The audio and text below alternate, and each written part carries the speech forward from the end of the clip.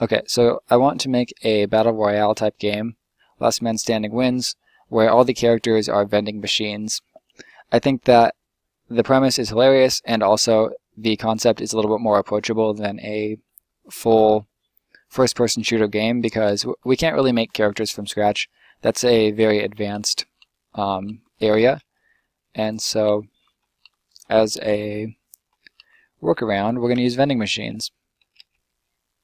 So this is episode 1 of the new series, and it's probably going to take all year, and I'm probably going to be working on it every single day. So if that sounds interesting to you, feel free to keep tuning in. If it doesn't sound interesting to you, you don't have to watch. That's fine with me. But I think the idea is awesome, and I'm really excited about it. So let me know in the comments below what you think. And aside from that, let's just keep modeling. So I duplicated the main body of this vending machine into this leg down here, and they both have a pivot point in the same spot because I've only been moving this around in edit mode, so I haven't actually moved the center point of this leg. And because I did it like that, now we can add a mirror modifier. Ka-cha! And we're going to mirror across the X as well as the Z. Now all we have to do is modify one foot, and it happens to all 4 of them. So let's make sure that's perfectly on the ground. We can go up to the transform and set this to 0. And that's very strange. Oh, we want 0 in the global. There we go. And I just found this reference image online. I googled vending machine. Okay, so going back into object mode, switching over to the main vending machine body.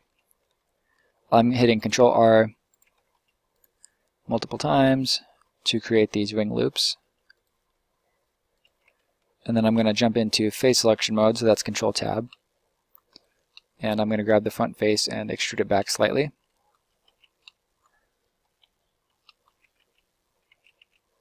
Jumping back into edit mode, Control R, scroll up, and then S and Z to scale this down. And you want to be in median point when you scale that. And we already have vertices that we can use for these corners here.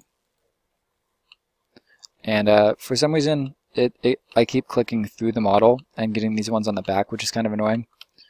So make sure you have the right ones selected. And then I'm just going to scale these in on the y-axis.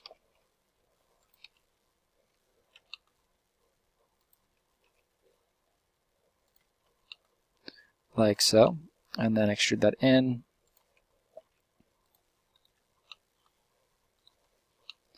And these edges are so sharp that they don't look very natural, so one thing we can do is select the outer ring and then Control B for bevel.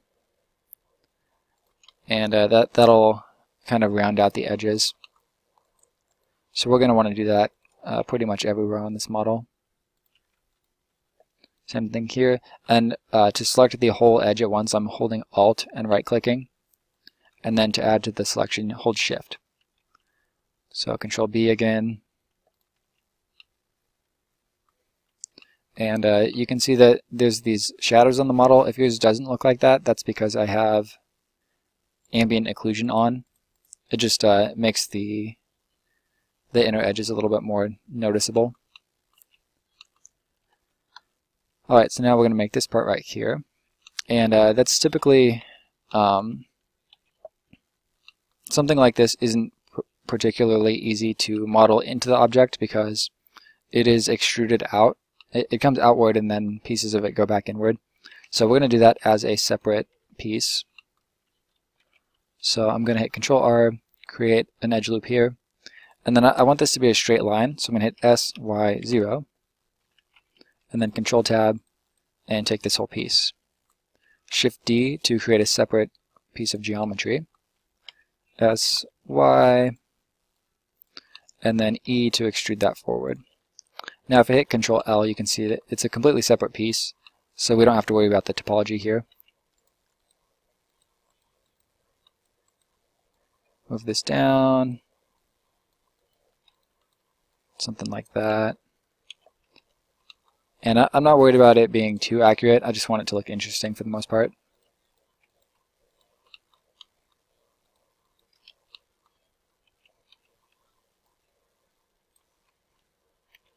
maybe take the whole thing with Control L and scale it out on the y-axis.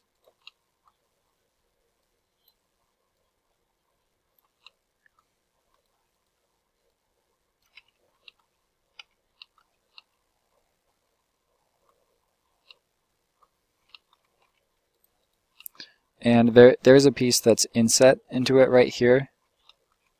So if we want to do that, we could do Control R, take this face, I for inset, and E to extrude it inward.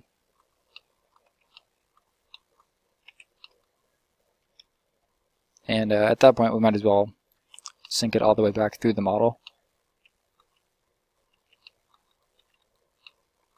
And I believe this piece is inset as well. Yeah, so we're going to do Control R, grab this front piece with Control Tab, grab this face, and I want to make sure the bottom is completely level, so I'm going to hit S, Z, 0 to flatten that out. E to extrude backward, and we should probably scale that in first. So E, left click, S to scale, and E to extrude back.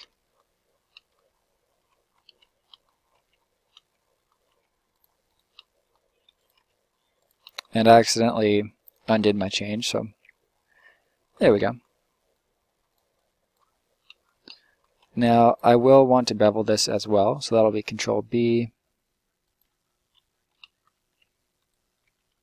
Same thing here. And those softened edges just make it look a lot more natural.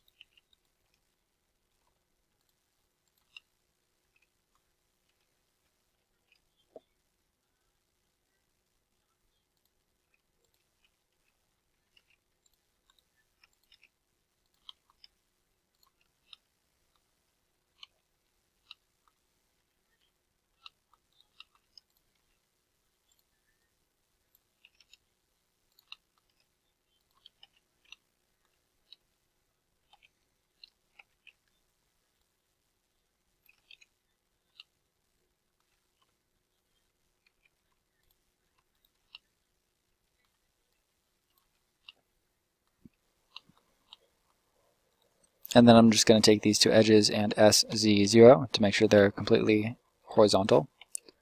Same thing here. Alright, so the only piece that's left is this guy right here. And for that, I'm just going to do one more Control R edge loop. And then I want to move these around. So I'm going to take these vertices right here and then hit G twice. And that'll slide them along this edge. And when I do that, I want to make sure I'm in front view so I can see the background image. And do something like that. Take these two faces, E to extrude, S to scale in, and E to extrude back.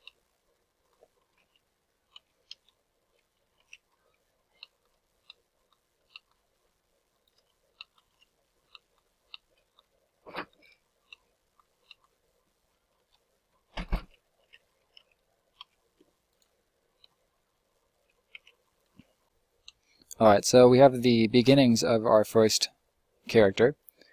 And my idea is that you're playing as a vending machine, your friends are vending machines, but not all vending machines are players. So you could be on a giant map and there's just vending machines everywhere.